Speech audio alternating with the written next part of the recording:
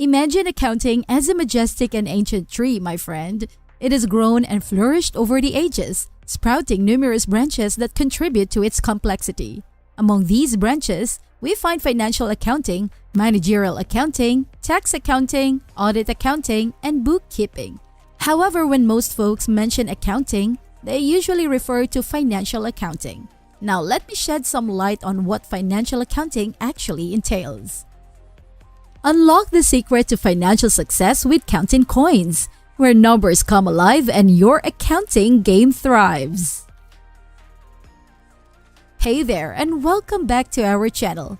We're here to help you unravel the fascinating world of financial accounting. If the definition of financial accounting sounds a bit perplexing, fear not. Spend the next 10 minutes with me, and I'll guide you through the ins and outs of how it all works. It's essential to stick around until the end to grasp the bigger picture. Ready? Let's dive in.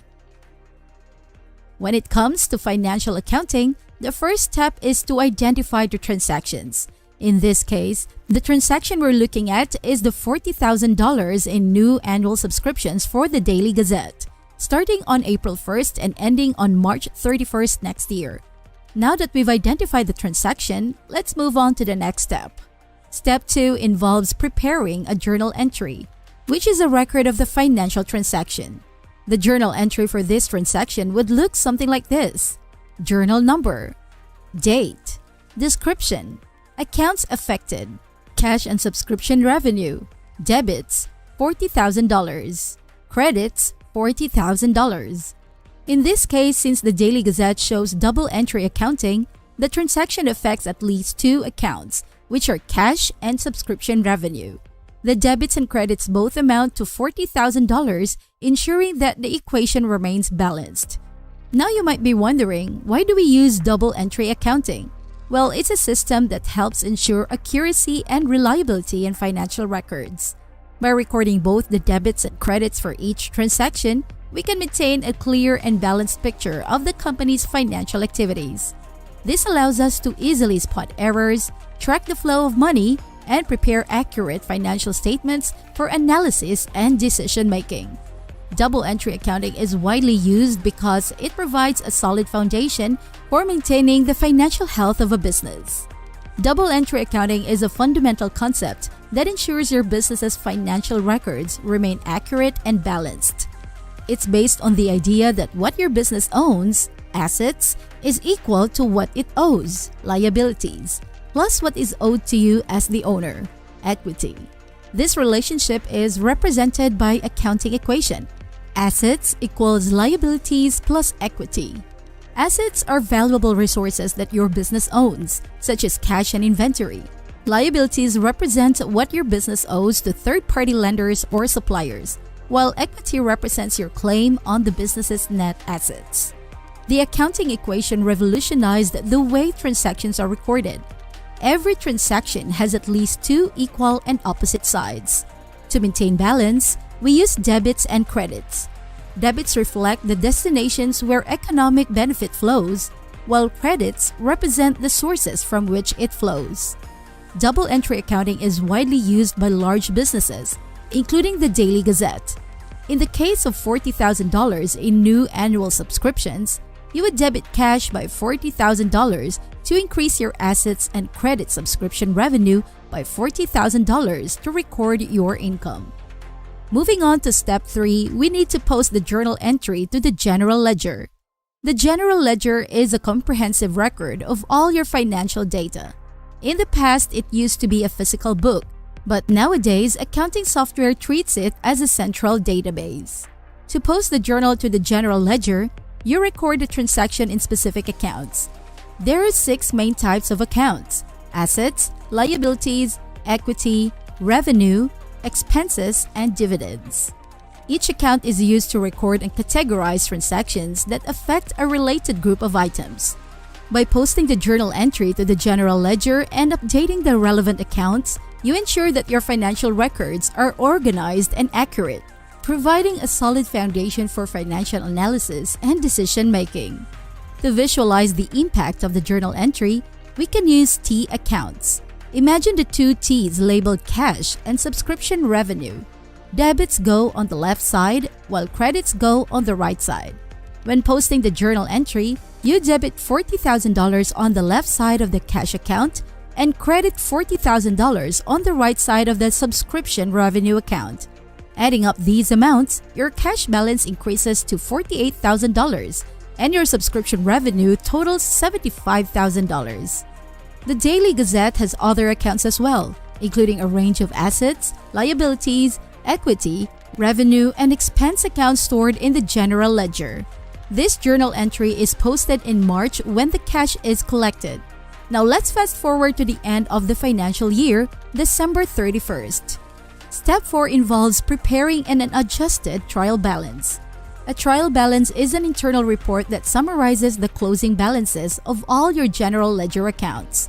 It serves to check for errors and, more importantly, helps in the preparation of financial statements. To create a trial balance, you simply list all your accounts and their closing balances. The closing balance represents the cumulative total of all transactions affecting an account.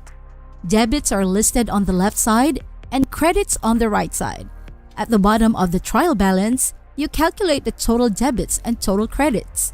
These amounts should match exactly because the accounting equation always holds true. The term trial balance comes from the idea of testing or verifying if the debits and credits in your accounting records are in balance. It serves as a trial or test before moving on to prepare financial statements. It's called an unadjusted trial balance because it hasn't been adjusted yet. However, since you've reached the end of the financial year, it's time to move on to the next step.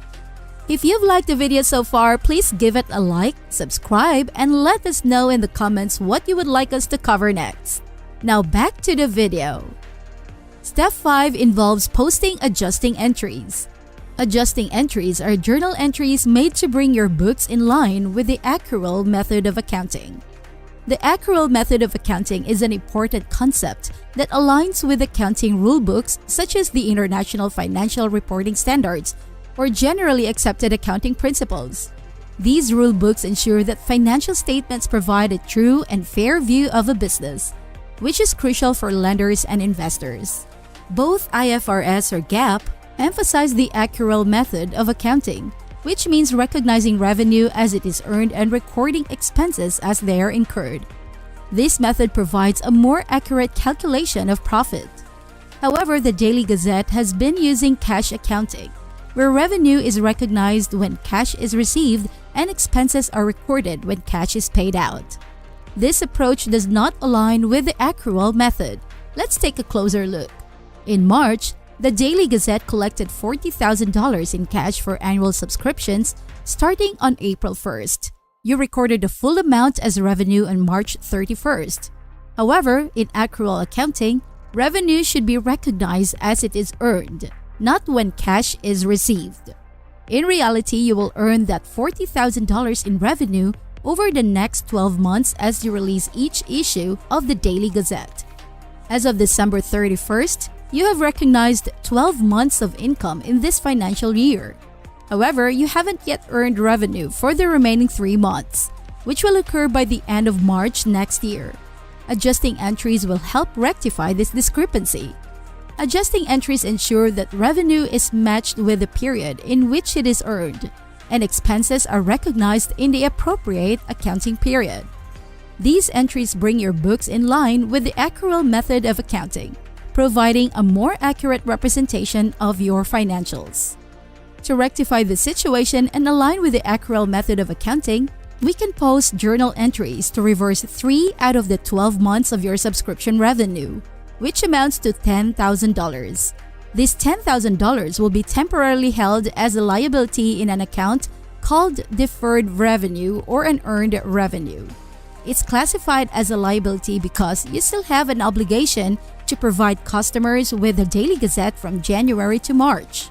By posting this entry to the general ledger, we can proceed to generate a new adjusted trial balance. Step 6 involves creating an adjusted trial balance, which reflects the impact of the adjusting entries. In the adjusted trial balance, you will notice that your subscription revenue has decreased by $10,000 while your liabilities have increased by the same amount.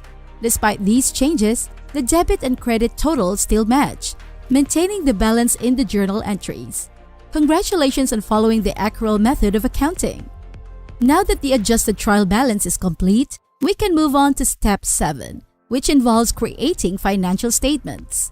Financial statements are accounting reports that summarize your business's activities over a specific period of time. These reports provide valuable information to investors, lenders, and creditors, allowing them to assess your business's financial health. The 3 main types of financial statements are: 1. Balance sheet. This statement provides a snapshot of the business's assets, liabilities, and equity at a specific point in time. It shows what your business owns and owes, providing insights into your financial position at the end of the financial year. 2. Income statement, also known as the profit and loss statement. The income statement summarizes your business's revenues, expenses, gains, and losses over a particular period. It showcases your business's profitability by calculating the net income or net loss. 3. Cash flow statement. This statement tracks the inflows and outflows of cash in your business during a specific period. It shows how cash is generated from operations, investments, and financing activities, providing insights into your business's cash position and liquidity. Using the adjusted trial balance, we can generate these financial statements, which serve as essential tools for analyzing and understanding your business's financial performance. The income statement summarizes your business's revenues and expenses over a specific period, providing insights into your financial performance and profitability. In the case of the Daily Gazette, it would cover the previous year and reflect the accrual method of accounting. It's important to note that the income statement focuses on profit, which may differ from cash flow when using the accrual method. The cash flow statement, on the other hand, tracks your cash inflows and outflows during the same period. It provides a separate analysis of your business's cash flow activities, showcasing how cash is generated and used. Financial statements, including the balance sheet, income statement, and cash flow statement, are used by investors, lenders, and creditors. Investors assess your business's performance and make decisions regarding buying or selling shares. Financial ratios, which we haven't covered in this discussion, can be used to analyze the statements and gain further insights. After preparing the financial statements, you need to post closing entries to clear out temporary accounts like revenues, expenses, and dividends. The closing entries involve debiting revenue accounts and crediting expense accounts. The remaining balance, in this case, $26,440, is transferred to retained earnings in the equity section of the balance sheet. This represents the profits being retained for future use. Looking at the post-closing trial balance, you will see that revenue and expense accounts have been reset to 0, preparing your books for the new year. These steps collectively form the accounting cycle, which involves identifying, recording, summarizing, and analyzing financial transactions, ultimately resulting in the preparation of financial statements. Thank you for tuning in to another episode of Kountin Koins.